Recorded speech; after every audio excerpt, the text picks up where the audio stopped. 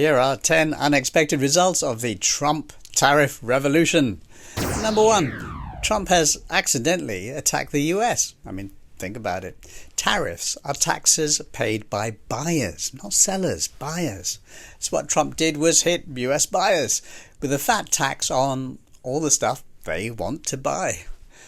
And then when China and Canada and everyone else complained, Trump got mad and said he would launch more of the same sort of tariffs. That means hit his own people with even more taxes on the stuff they want to buy. The question is, will he ever work this out?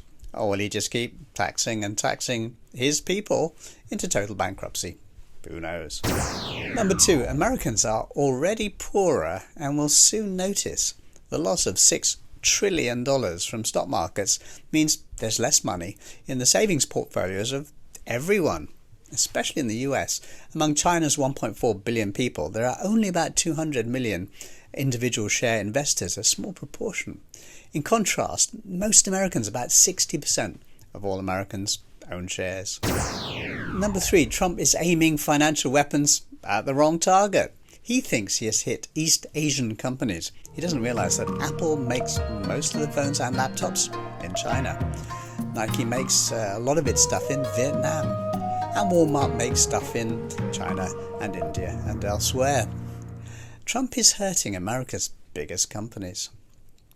Number 4, Trump thinks homegrown firms like Amazon will benefit. Actually, more than 50% of the stuff that sells on Amazon comes from one country. Yep, the majority of products listed are from a single nation. The name starts with Cha and ends with Aina. Number 5, Trump's tariff formula is missing something really important. Tariffs. In the tariff formula, there's literally no element representing any actual tariffs of any kind. Why did no one else notice that before launching it? The answer is in the next item. Number 6. Trump's trade advisor doesn't exist. Trump got the plan from a man called Peter Navarro, the author of Death by China. That's a book which builds on the theories of a financial expert called Ron Vara. But no one has ever been able to find pictures of Ron Vara. It was eventually revealed that Ron Vara didn't exist. Peter Navarro had invented him, creating the name out of an anagram of his own surname. To show the intelligence level of Peter Navarro, here he is with Gordon Chang, who wrote The Coming Collapse of China more than 20 years ago. Number 7, the Trump tariffs are so bad that right-wing business people are fighting it.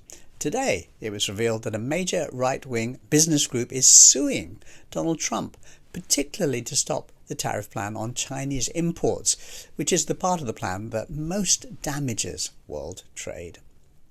Number 8, Trump's biggest supporters are the plan's biggest losers. There are many examples, but we could just mention fund manager Bill Ackman, who worked really hard to get Trump into power.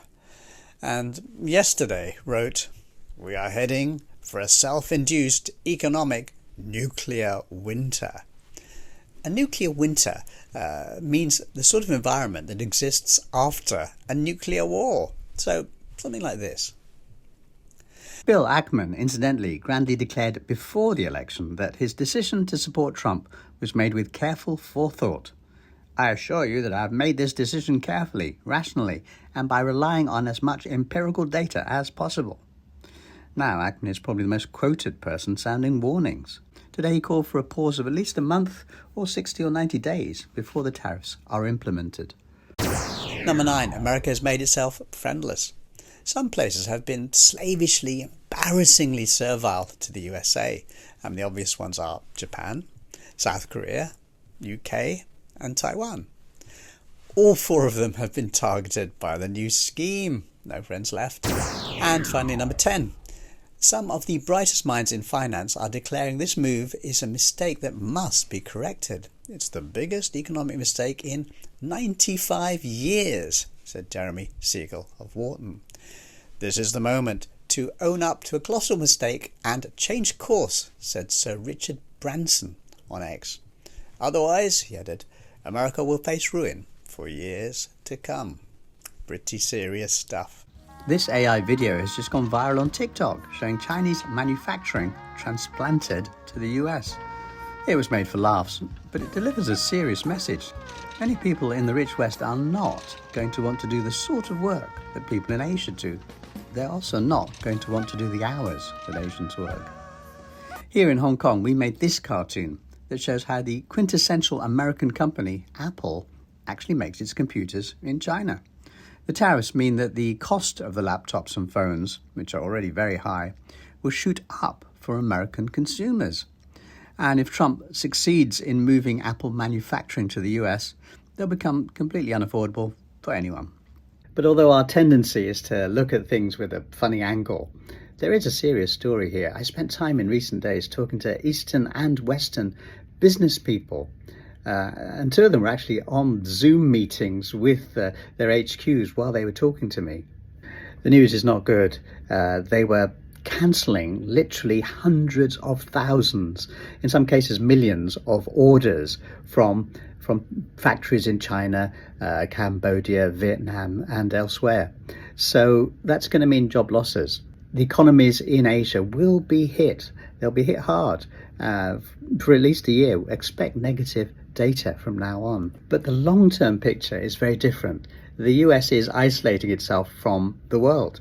And as a rogue nation with an addiction to military and political meddling in pretty much all other countries, that's got to be a good thing. And that will leave space for China, which doesn't do military adventuring. It tries to create healthy trade relationships with other nations. So unfortunately, the current story is that the US is showing itself to be a poor friend to pretty much every nation in the world. Well, except this one. And that's no recommendation at all. Peace.